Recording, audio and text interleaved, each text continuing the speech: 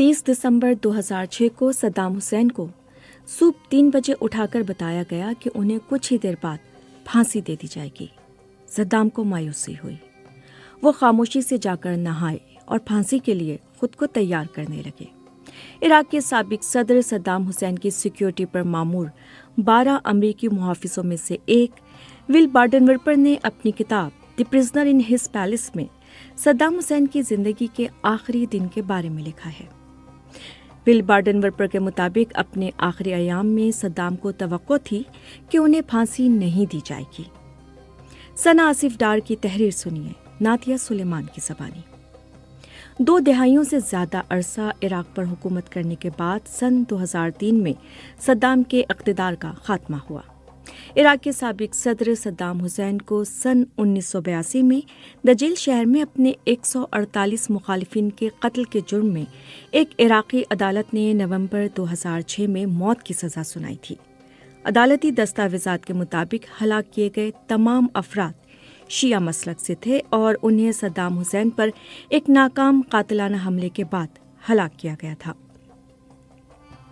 सद्दाम हुसैन को सजाए मौत दिए जाने के वक्त और मकाम को इंतहाई खुफिया रखा गया था।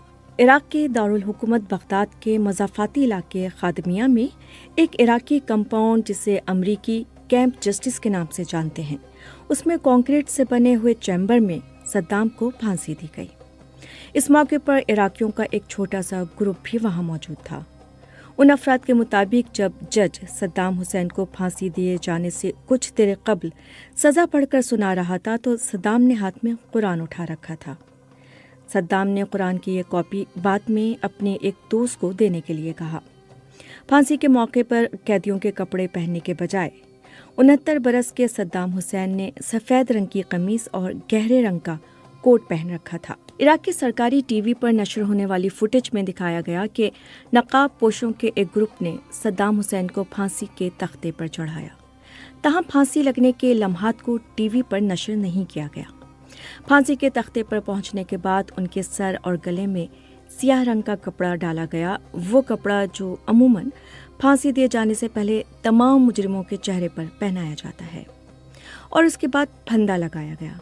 लेकिन जब जल्लाद सद्दाम के सर को ढकने के लिए आगे बढ़ा तो सद्दाम ने ऐसा करने से मना कर दिया क्योंकि वो उसके बगैर मरना चाहते थे।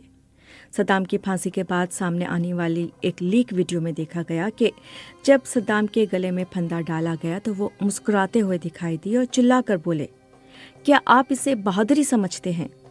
जिसके बाद वहां मौजूद अफराद में से एक ने चिल्लाकर उन्हें कहा, जहन्नम में जाओ। जिस पर सद्दाम, जो अपने दुश्मनों पर अपने मुल्क को तबाह करने का इल्ज़ाम लगाते थे, उन्होंने जवाब दिया कि क्या वो जहन्नुम इराक है? BBC वर्ल्ड के नामानिगार जॉन सिम्पसन के मुताबिक सद्दाम की फांसी की जो वीडियो मंजर-ए-आम पर आई उसमें वो इंतहाई पुरसुकून दिखाई दिए और उन्होंने माफ़ी के लिए भीख नहीं मांगी। इस वीडियो में सद्दाम को कुरानी आयात पढ़ते हुए फांसी घाट जाते देखा गया। इराक के उस वक्त के मुशीर बराए नेशनल सिक्योरिटी मुवाफिकुर रबाई भी फांसी घाट पर मौजूद थे। उन्होंने बाद में BBC को बताया कि सद्दाम खामोशी से फांसी घाट की जानिब गए। वो कहते हैं, हम उन्हें फांसी घाट की जानिब लेकर गए।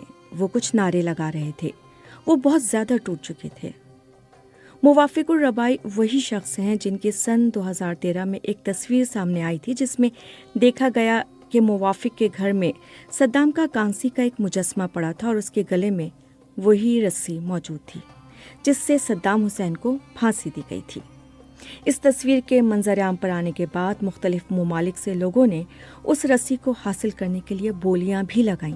तहम मुवाफिकुर रबाई का कहना था कि वो सद्दाम के मुजस्मे और उस रस्सी को म्यूजियम में रखने का इरादा रखते हैं। सद्दाम की फांसी के बाद उनकी मैयत की तस्वीर भी इराकी टीवी पर नशर की गई जिसमें उन्होंने कफन के बजाय अपना कोट पहन रखा था और लाश को एक सफ़ेद रंग की चादर में लपेटा गया था।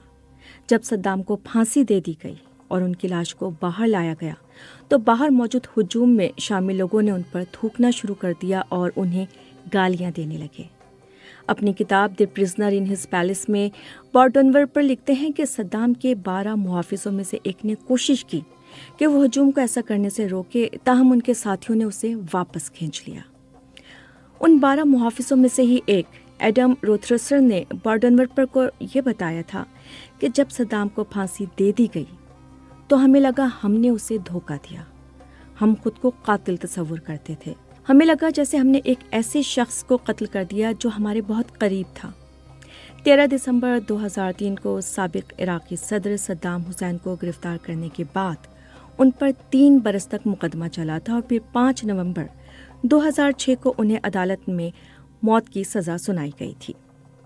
صدام حسین کے خلاف مقدمے کا فیصلہ سنائے جانے سے پہلے امریکہ کے ایک سابق اٹارنی جنرل ریمزے کلارک کو کمرہ عدالت سے نکل جانے کا حکم دیا گیا تھا کیونکہ انہوں نے جج کو ایک چٹ تھمائی تھی جس پر لکھا تھا یہ مقدمہ ایک مذاق ہے.